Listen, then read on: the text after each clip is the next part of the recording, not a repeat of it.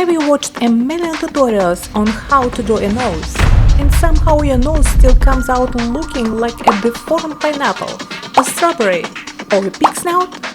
That's because the nose is a complex form made up of several different parts. And right now we're going to break this complicated structure down step by step.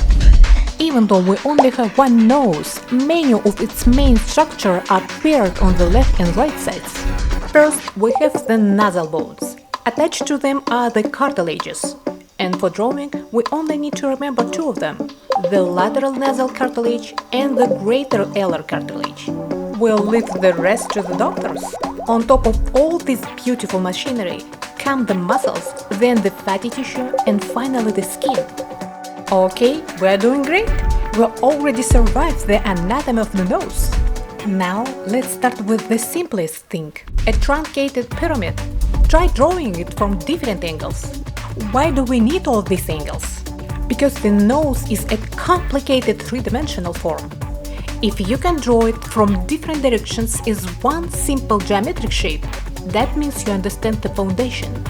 Practice this until you feel comfortable, because from here on out, things are only going to get more complicated. Voila! We've got the foundation. Once the first step works, we move on to the step 2.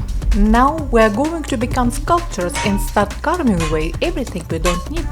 Cut off the side corners of the pyramid to create the basic shape of the nostril area. And once again, we repeat the magic from different angles. Now let's move on to the nostrils. For now, think of them as little triangular caves. Don't worry, we'll make everything look more natural very soon. First, let's practice how this entire low part of the nose foreshortens. We'll start from below, because that gives us the clearest view of the base of the nose and the nostrils. Then, we'll gradually change the angle until the base of the nose becomes almost completely hidden. Now, let's see how this form foreshortens in a 3/4 view. For this, we only need two angles, 3/4 from below and 3/4 from above.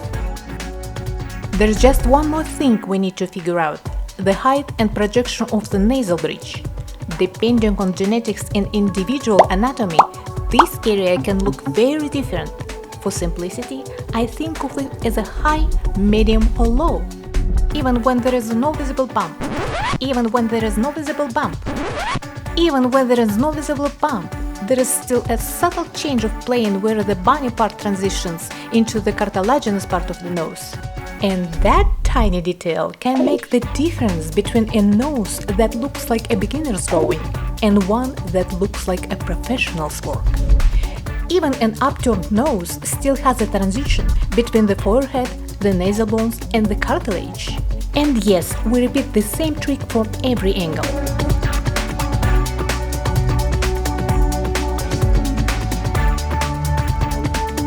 And that's basically it.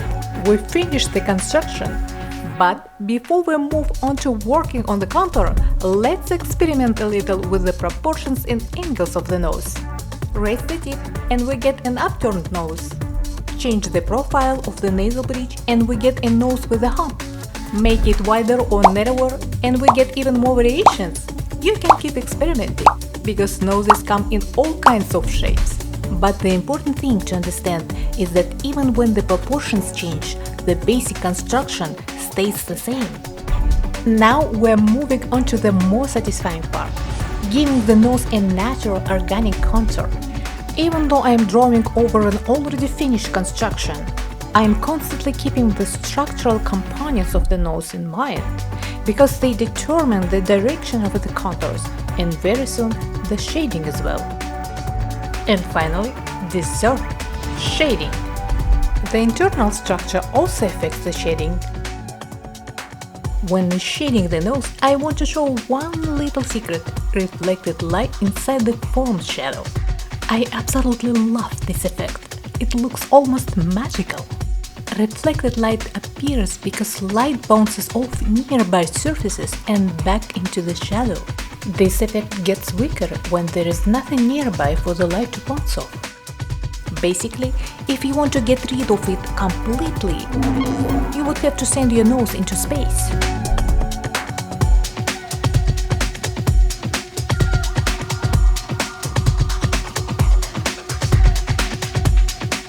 And with that, our basic shading is complete. Now you know how to tackle one of the most complicated three-dimensional forms of the face, the nose.